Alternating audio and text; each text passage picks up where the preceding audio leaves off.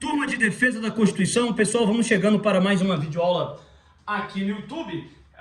Vamos tratar das espécies ou tipos de inconstitucionalidade, vamos dedicar esta videoaula a isto, né? Depois de termos abordado aí a última videoaula, a gente tratou de teoria da nulidade das normas inconstitucionais, agora técnica da modulação dos efeitos, vamos avançando com o nosso conteúdo. Agora o nosso título, coloca aí, formas, vícios ou espécies de inconstitucionalidade. Tudo bem?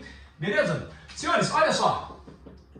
Quando a gente fala de vícios, tipos, espécies de inconstitucionalidade, a gente tem que começar a trazer uma classificação aqui quanto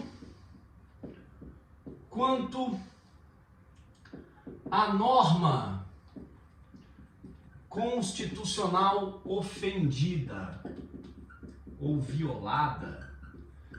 A nossa inconstitucionalidade pode ser material ou formal. Senhores, a inconstitucionalidade material está atrelada ao conteúdo e a inconstitucionalidade formal está atrelada ao processo legislativo. Isso significa o seguinte: quando se fala em inconstitucionalidade material, significa dizer que uma norma de conteúdo da Constituição foi violada. Simplesmente assim.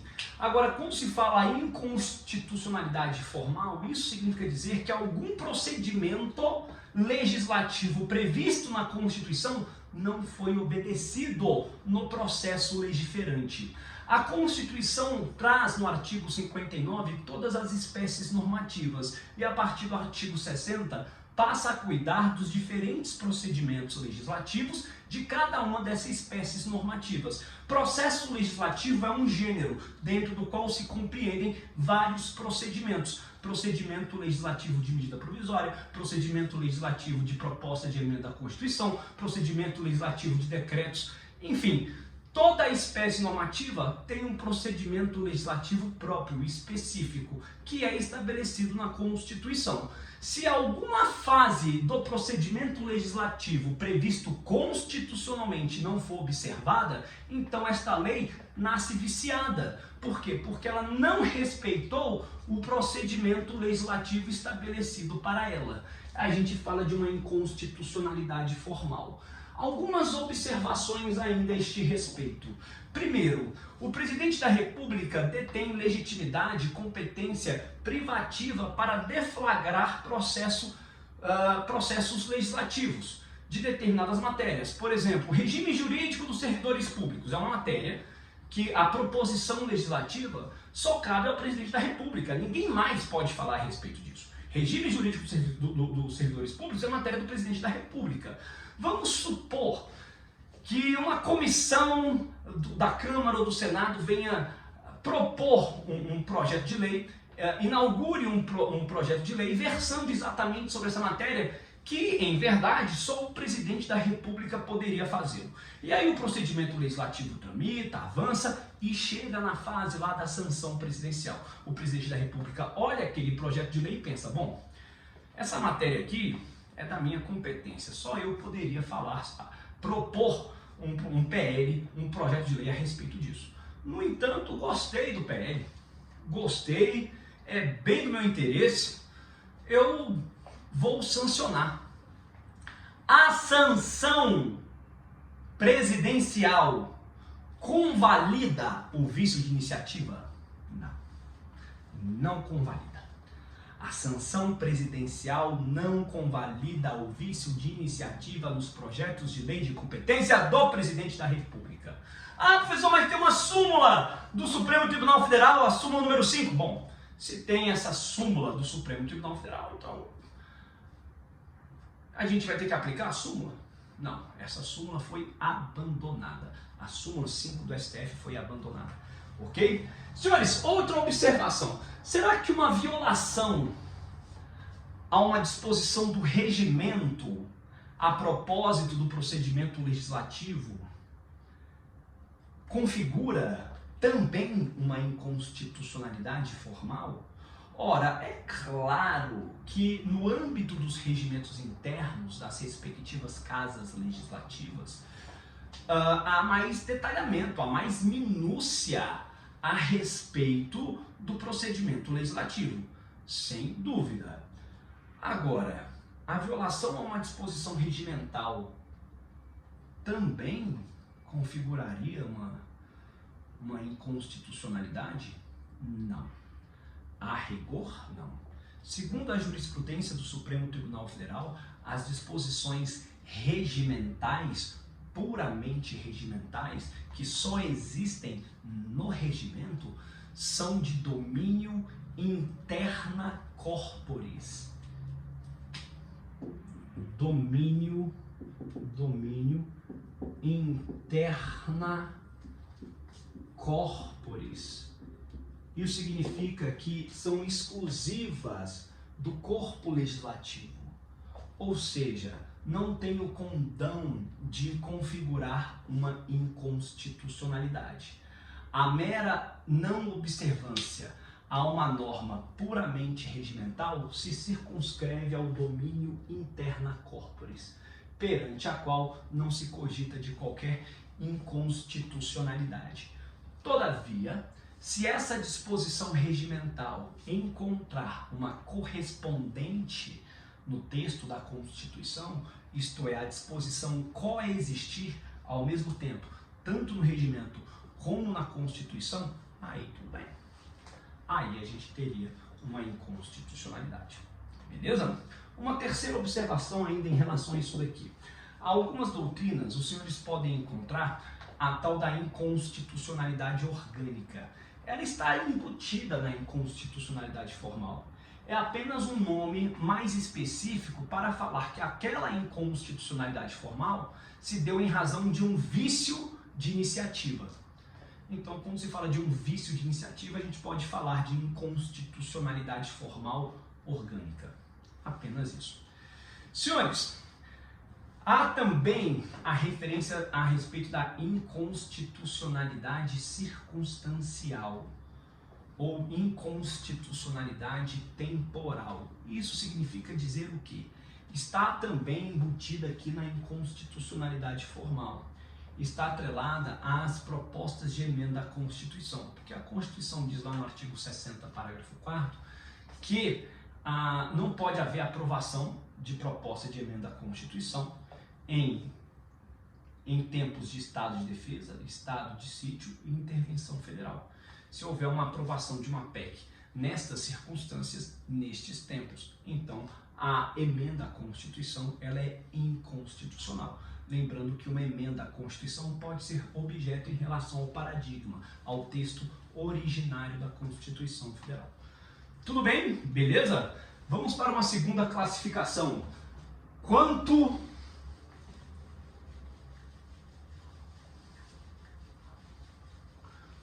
à conduta.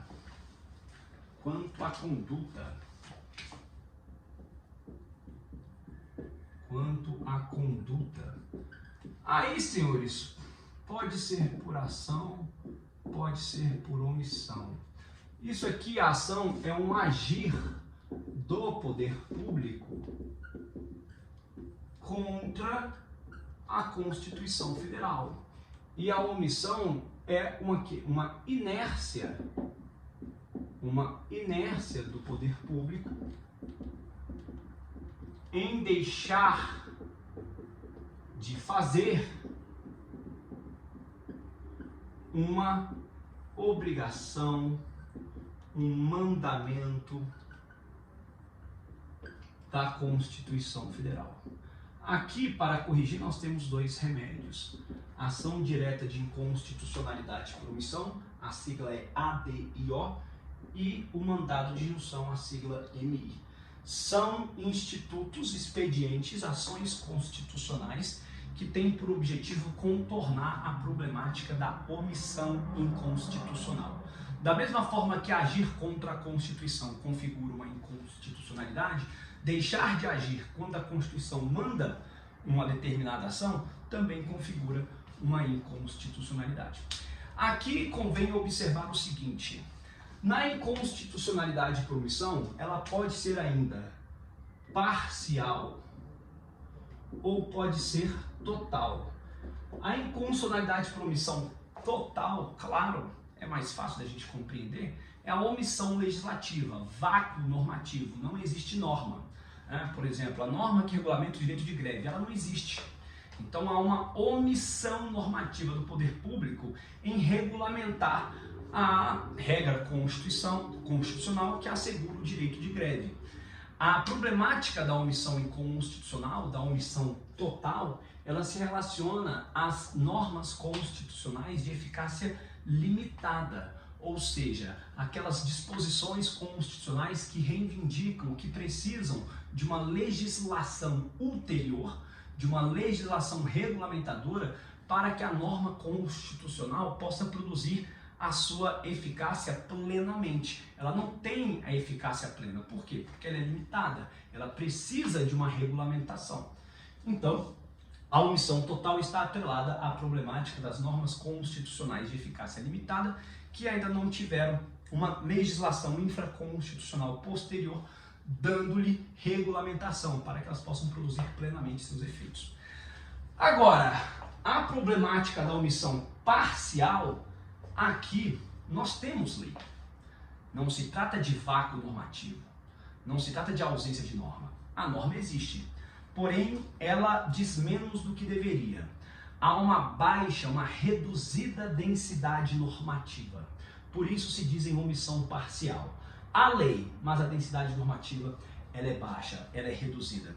Quando, por exemplo, uma determinada categoria deveria ter sido contemplada entre os destinatários da norma. Uma norma que veio trazer algum benefício aos policiais militares, mas não trouxe aos bombeiros militares. Então, essa ausência, ao deixar de contemplar determinada categoria, padece a norma de uma omissão parcial, porque ela deveria contemplar um determinado segmento e deixou de fazê-lo. Tá? Ou também a gente pode observar a ausência de densidade normativa simplesmente quanto ao conteúdo propriamente da lei. A lei que regulamenta, que define o salário mínimo. O Tribunal Constitucional Alemão declarou a inconstitucionalidade de uma lei que havia fixado o salário mínimo, porque considerou que o salário mínimo estava baixo. É inconstitucional. É inconstitucional porque aquele valor não socorria às necessidades básicas do cidadão alemão. É claro que, nesta particularidade, a inconstitucionalidade da norma representaria um prejuízo ainda maior do que ela própria, porque antes alguma coisa do que nada.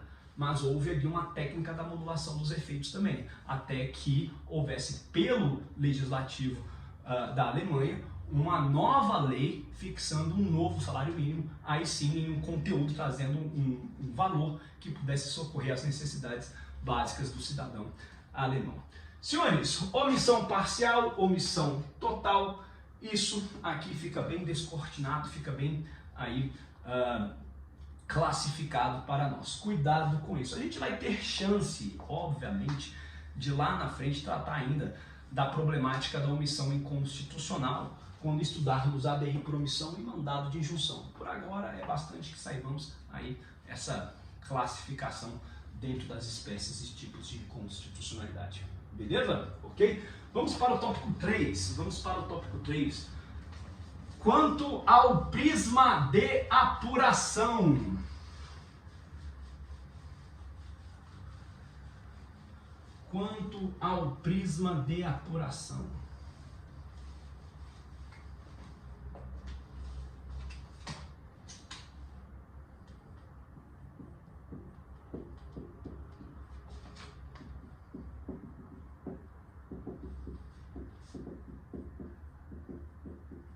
Senhores, quanto ao prisma de apuração, a inconstitucionalidade pode ser direta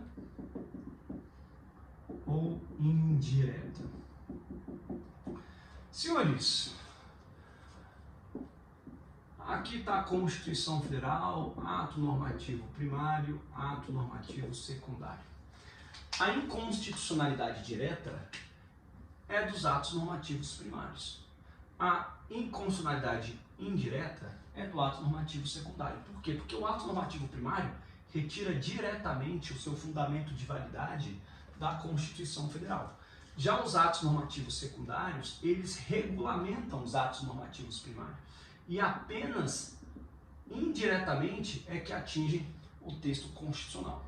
Inconstitucionalidade indireta ou oblíqua ou reflexa, oblíqua ou reflexa. Senhores, o Supremo Tribunal Federal não admite a inconstitucionalidade indireta, oblíqua ou reflexa. Não admite. Tá? Bom, qual que é o cuidado que devemos ter? O Supremo não admite a inconstitucionalidade indireta, reflexa ou oblíqua. Tudo bem. Isso não significa dizer, contudo, que não possa o Supremo Tribunal Federal declarar a inconstitucionalidade de ato normativo secundário. Pode o Supremo Tribunal Federal declarar a inconstitucionalidade, sim, de ato normativo secundário. É possível. Ah, professor, mas a inconstitucionalidade possível de acometer, de ser produzida por um ato normativo secundário é inconstitucionalidade indireta. Então, como é que funciona isso? Então, regra, a inconstitucionalidade indireta não é admitida pelo Supremo Tribunal Federal. Não é.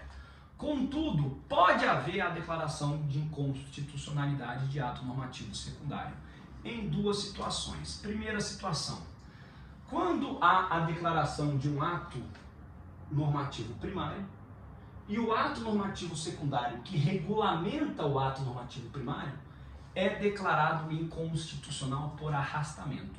Declara-se a inconstitucionalidade do ato normativo primário e por arrastamento se declara também a inconstitucionalidade do ato normativo secundário que regulamenta o ato normativo primário. Aliás, o que vai fazer o ato normativo secundário no mundo jurídico se ele regulamenta uma norma que foi declarada inconstitucional?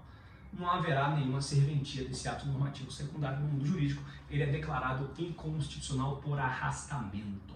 Tá? Existe um outro nome também que aparece na jurisprudência do STF, que é a declaração de inconstitucionalidade por arrastamento ou por ricochete. Tá? É o que aparece aí, às vezes, na jurisprudência do Supremo. Técnica da declaração de inconstitucionalidade, técnica da declaração de inconstitucionalidade por arrastamento ou por ricochete. Tá bom? Senhores, olha só. Avancemos aqui. Essa é a primeira hipótese, portanto, em que um ato normativo secundário pode ser declarado inconstitucional pelo STF. A segunda possibilidade é se esse ato normativo secundário ele vai além da regulamentação do ato normativo primário. Porque o ato normativo primário ele inova no mundo jurídico. O ato normativo secundário regulamenta o ato normativo primário. Agora, se o ato normativo secundário extrapolar os limites da regulamentação, passando a inovar na ordem jurídica como se ato normativo primário fosse, então percebam que nesta extensão em que o ato normativo secundário extrapolou o ato normativo primário, desbordou dos limites de regulamentação, o ato normativo secundário acaba por ofender a Constituição diretamente.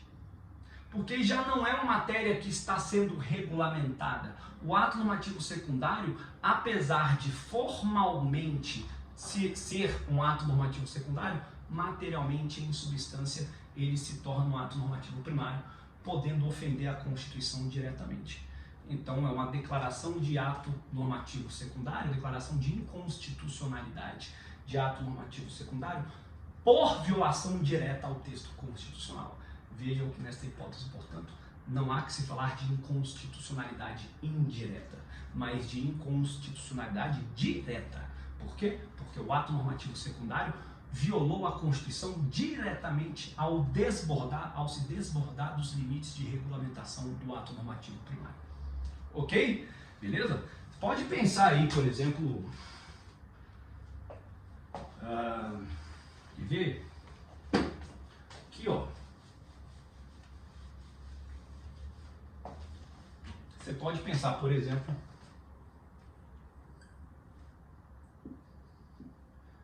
Constituição Federal, Lei Federal de Diretrizes e Bases da Educação. E aqui a gente pode colocar portarias do MEC, portarias do Ministério da Educação. Uma portaria que vai além dos limites da regulamentação, desborda dos limites da regulamentação da lei e age no mundo jurídico como se lei fosse. A inconstitucionalidade será direta. Perfeito? 4. Quanto à extensão, vai ser mais simples. Quanto à extensão, a inconstitucionalidade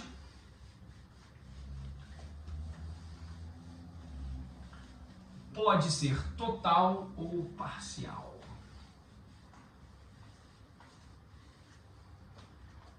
Quanto à extensão,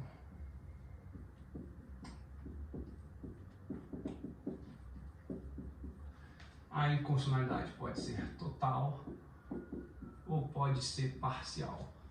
Total é a inteireza, né? A íntegra da lei. E aqui é parte da lei.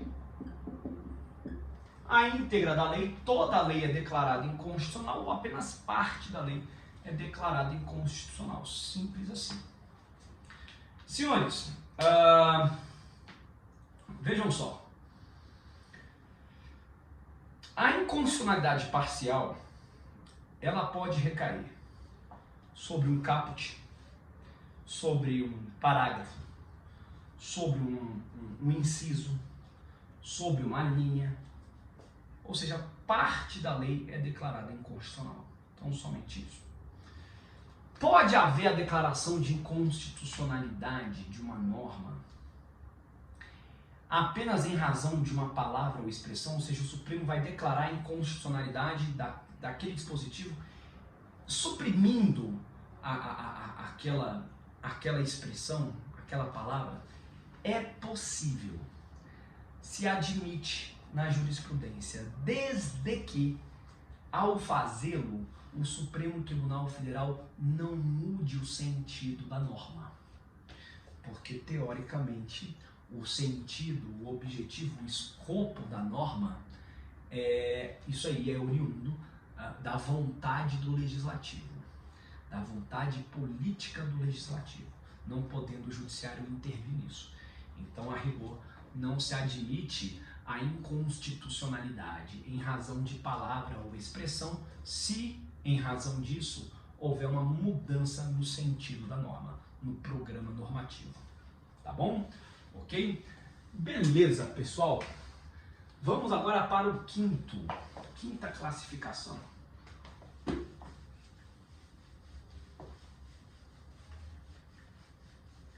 Quanto ao momento.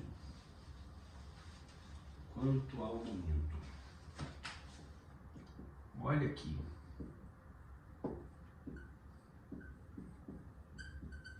A inconstitucionalidade pode ser originária ou superveniente.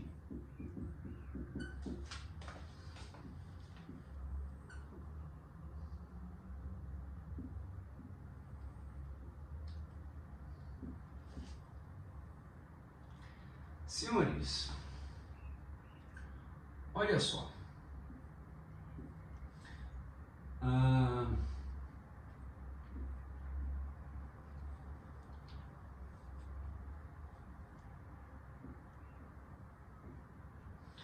Constituição Federal de 88, Constituição Federal de 88, Constituição Federal de 67 e 69.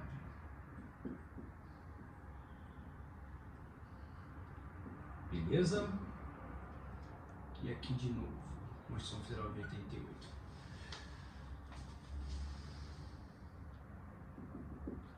Aqui, 1995, Lei A. Nos anos 2010, declarada inconstitucional. essa inconstitucionalidade em 2010 da Lei A, que foi editada em 1995, é uma inconstitucionalidade originária ou superveniente? Originária. Por quê? Sempre que a lei for posterior ao parâmetro, e o parâmetro é a Constituição Federal de 88, a lei é de 1995, sempre que a lei for posterior ao parâmetro, a inconstitucionalidade é originária. Simples. Agora, se eu tenho uma lei editada em 1975, Lei B, para que esta Lei B ingresse na ordem jurídica inaugurada pela Constituição de 88, ela precisa ser recepcionada. A recepção é um instituto pensado, aluziado por Hans Kelsen, e é um juízo de compatibilidade material, de conteúdo, apenas. Então, este juízo de compatibilidade é a recepção. Se a lei adentra na ordem jurídica, é porque ela foi recepcionada, é porque ela é compatível em conteúdo com a Constituição Federal. Mas se ela não adentra na nova ordem jurídica, é porque a lei não foi recepcionada. Ela era constitucional em relação à Constituição de 67, 69, mas deixa de ser constitucional com o advento da nova ordem jurídica. Quando uma lei não é recepcionada, se diz na classificação doutrinária que a inconstitucionalidade dela é superveniente, porque ela era constitucional, mas deixou de ser constitucional em razão da nova ordem jurídica. No âmbito doutrinário, esta é a classificação. Inconstitucionalidade superveniente. Por quê? Porque eu estou confrontando o objeto, a lei, com o parâmetro da nova ordem jurídica. E o parâmetro da nova ordem jurídica é posterior à lei. Quando o parâmetro for posterior à lei, a inconstitucionalidade é superveniente. Quando o parâmetro for anterior à lei, a inconstitucionalidade é originária. Para se distinguir se a inconstitucionalidade é originária ou superveniente, basta que eu olhe para o parâmetro.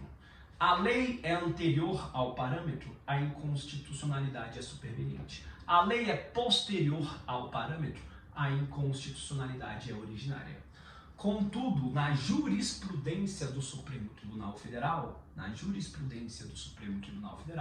a inconstitucionalidade superveniente é meramente uma hipótese de não recepção.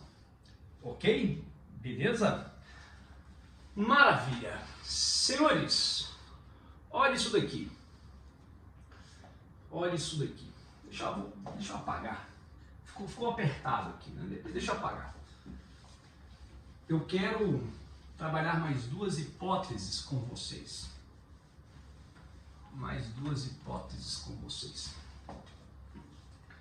A primeira hipótese é essa daqui. Constituição Federal de 88. Estamos aqui, 2021. Eu tenho aqui em 1995, Lei A. Aí aqui eu tenho uma emenda constitucional no ano de 2010. Pronto. Senhores, a Lei A adentrou na ordem jurídica constitucional. Mas em razão da emenda, essa emenda alterou a Constituição exatamente na matéria que toca a Lei A, exatamente na matéria que regulamenta a Lei A. Ora, para a Lei A, particularmente para a Lei A, esta emenda é como se fosse uma nova Constituição.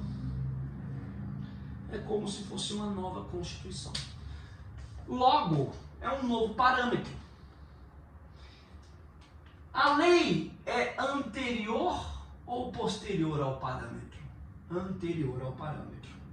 Se esta Lei A é declarada inconstitucional depois da emenda, então a inconstitucionalidade é superveniente. Por quê?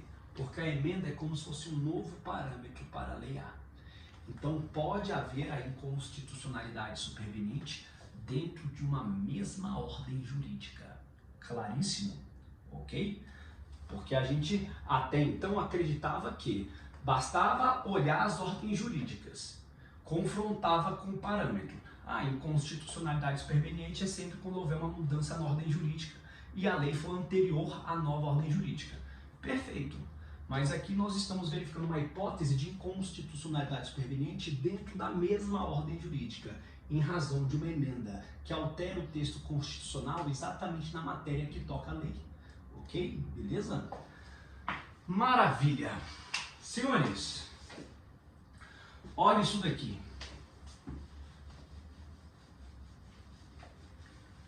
Olha isso daqui.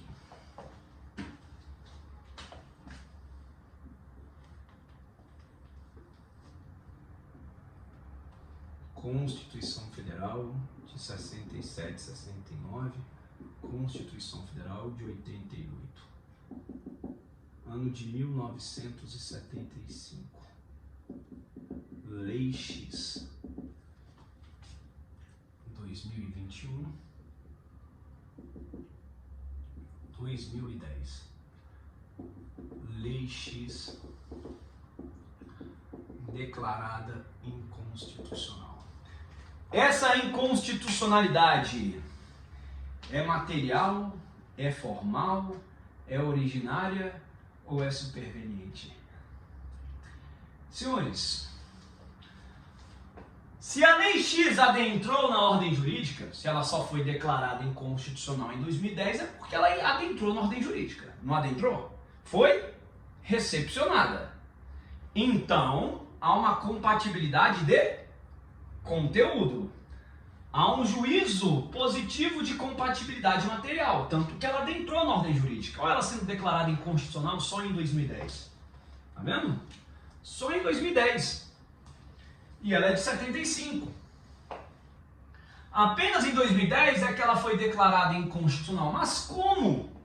Se ela foi recepcionada. Senhores, essa declaração de inconstitucionalidade só pode ser formal. Pelo menos o que até aqui estudamos. Há possibilidade de declaração de inconstitucionalidade de leis anteriores à Constituição por conteúdo na ADPF, no controle difuso, é possível. No entanto, vejam que nesta hipótese, a lei adentrou na ordem jurídica porque foi recepcionada, ou seja, ela tem compatibilidade de conteúdo. Se ela tem compatibilidade de conteúdo, essa declaração de inconstitucionalidade só pode ser formal. Só pode ser formal. E se a declaração de inconstitucionalidade aqui só pode ser formal, a inconstitucionalidade formal é o que mesmo? Ah, não observância ao processo legislativo. Tudo bem, mas quando essa lei foi editada, ela teve que observar qual processo legislativo? A Constituição de 67 e 69, obviamente. Não tem como uma lei de 75 observar o processo legislativo de uma Constituição que ainda iria surgir. Ou nós podemos aqui desrespeitar o processo legislativo previsto na Constituição de 2025. Poxa, a Constituição de 2025 nem existe ainda. A lei que é elaborada hoje, ela respeita o processo legislativo da Constituição de 88. A lei de 75 observou o processo legislativo da Constituição de 67 e 69. Então, se essa declaração de inconstitucionalidade só pode ser formal, é porque o parâmetro é a Constituição de 67 e 69. Se a lei é posterior ao parâmetro, a inconstitucionalidade é originária. Perfeito? Beleza? Pessoal, maravilha. Terminamos mais um conteúdo nosso.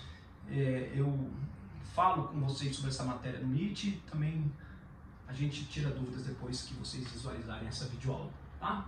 Beleza? Até a próxima. Obrigado.